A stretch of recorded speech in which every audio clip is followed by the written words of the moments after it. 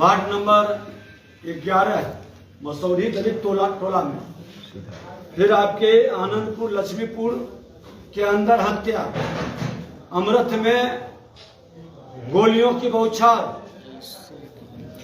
ये लखीसराय में परसों और आज कल, जमुई के अंदर बगल का जिला, ये 90 के दशक को याद दिला रहा है और प्रशासन लाचार बेबस दिखाई पड़ रहा है।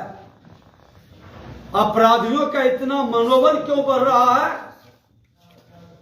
सत्ता में बैठे लोग का कहीं न कहीं प्रशासन पर पूरी दबाव है।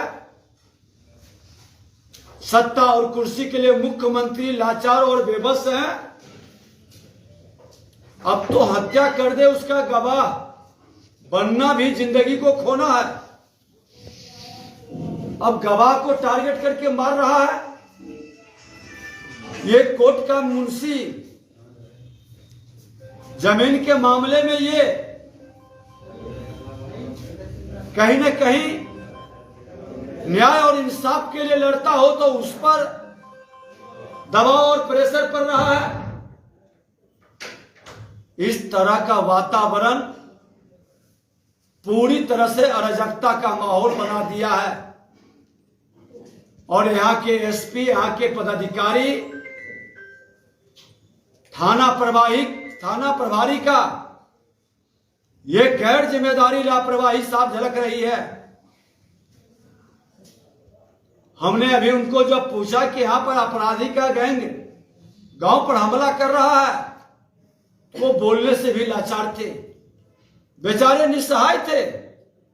अपराधियों के सामने ये लोग नतमस्तक रहने वाले लोग कैसे ये आम लोगों की जीवन की सुरक्षा का गारंटी देगा? और इस तरह के लाचार बेबस भ्रष्ट मानसिकता के लोग को फील्ड में रहने का कोई औचित्य नहीं है। यहां के एसपी से हम लक्ष्मीपुर से लौट के आते हैं, बात करते हैं।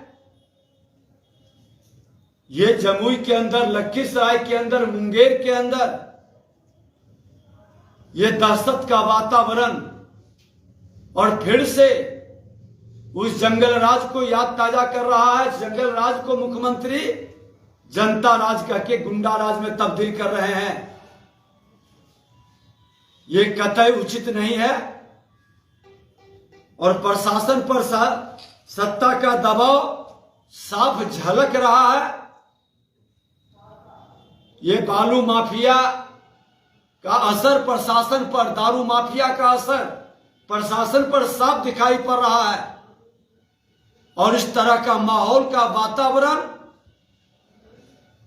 कहीं न कहीं बिना सत्ता के संरक्षण में नहीं हो सकता है। सत्ता का संरक्षण और दबाव से पुलिस लाचार बेबस खड़ी है और अपराधियों का मनोबल बढ़ा हुआ है। भारतीय जनता पार्टी उस जंगल राज से भी लड़ा है और इस गुंडा राज से भी। आज उप मुख्यमंत्री तेजस्वी यादव जी जिस जात की राजनीति करते हैं, यादव समाज की बात करते हैं और यादव समाज के लोगों को गोलियों से मौत के मुंह में सुलाने का खेल होता है, लेकिन उसके आंसू पोंछने ये नहीं आ सकते हैं।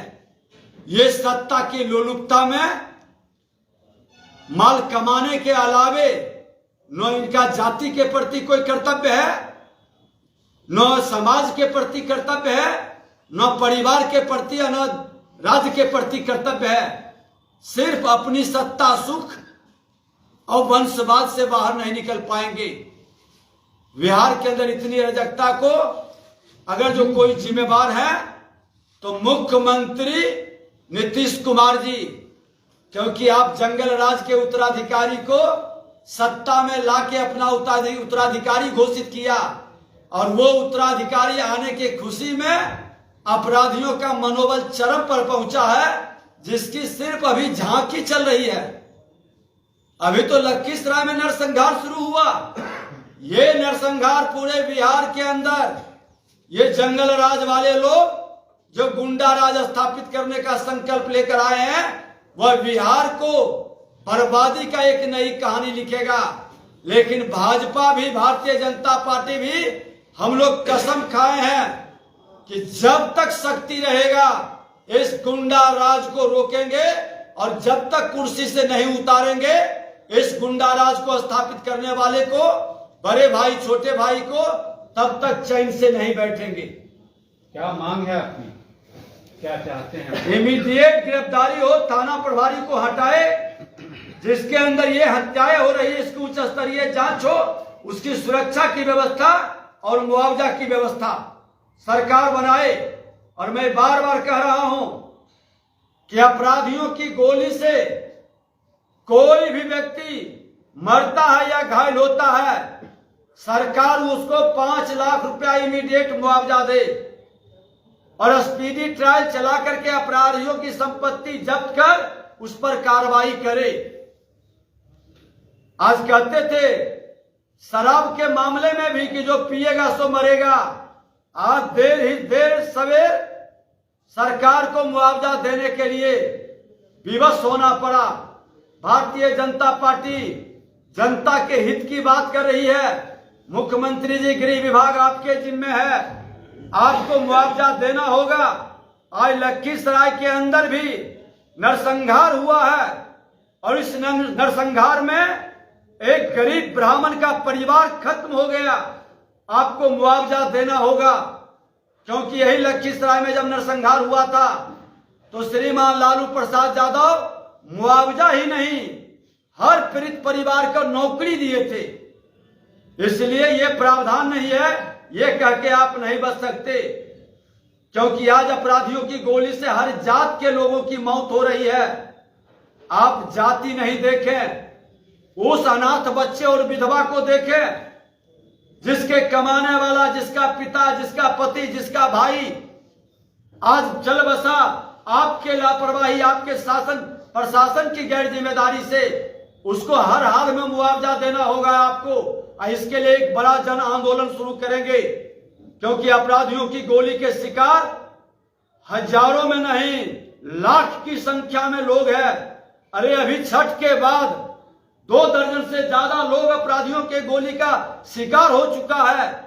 आपको मुआवजा देना होगा, और नहीं तो पुलिस प्रशासन में बैठे हुए भ्रष्टाचारी को आप निकालिए। उसके संरक्षण में अपराध का ग्राफ बढ़ रहा है। होम मिनिस्ट्री सीएम के अंदर में आता है, आप सीएम की इस्तीफे की मांग नहीं कर रहे हैं, कह रहे हैं कि अधिकारी। मैंने खुल करके मुख्यमंत्री को कल ही कह दिया है कि सत्ता में बैठने का नैतिक अधिकार नहीं है, और महामहिम राज्यपाल महोदय से भी हमने मांग भी किया। पिछले बार हमारे माननीय विधायक सारे लोग गए थे कि जनादेश का अपमान करके, चोर दरवाजा से आकर के जिसके साथ सत्ता में बैठे हैं, खोलकर प्रशासनिक अराजकता फैल रही है। इसलिए कुर्सी संभल नहीं रहा है, और कुर्सी से इन्हें बर्खास्त करिए, हटाइए। ये सत्ता में रहने के योग्य नहीं है। हम कल भी मांग किए हैं, और बार बार हम मांग करने से नहीं, इनको सत्ता से हटाने के लिए हर समाज के, हर जाति के लोग मिलकर के अपने बिहार के भविष्य बचाने के लिए खुलकर सड़क पर उतरकर कुर्सी से उतार देगा। हाल के दिनों में दरोगा की हत्या को कुचल दिया गया था एक बालू माफिया के द्वारा। उसके बाद सरकार के एक मंत्री ने कहा कि इस तरह की हत्याएं तो बिहार में होते रहती है। देखिए, सरकार में संवेदनहीन लोग बैठे हैं। आज बालू माफिया हो, दारू माफिया हो, जमीन माफिया हो, सत्ता में इनकी भागीदारी है। सत्ता में बैठे मंत्री इसमें इन्वॉल्व है। आपके जिले के अंदर भी बालू का धंधा करने वाला लोग बैठा हुआ मंत्री है।